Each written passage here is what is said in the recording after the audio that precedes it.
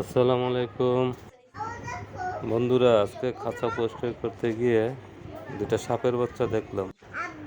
বিষয়টা খুব ভয়ের এবং আতঙ্কের। যেহেতু বাড়িতে ছোট বাচ্চারা আছে, তাই সাপগুলো মারা খুব জরুরি। একটা সাপ দৌড় দিয়ে হাঁসের ঘরে ঢুকে গেছে।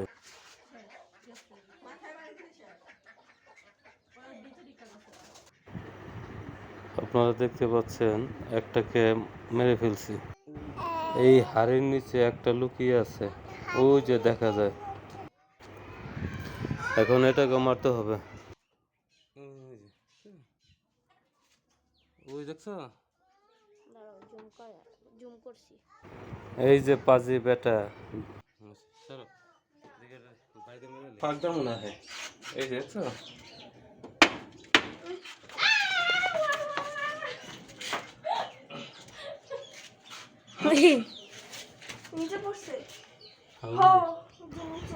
আপনারা সবাই বাড়ি পরিষ্কার রাখবেন, বাচ্চাদেরকে সাবধানে রাখবেন, কারণ বিপদ আশেপাশেই উঁকি মারছে।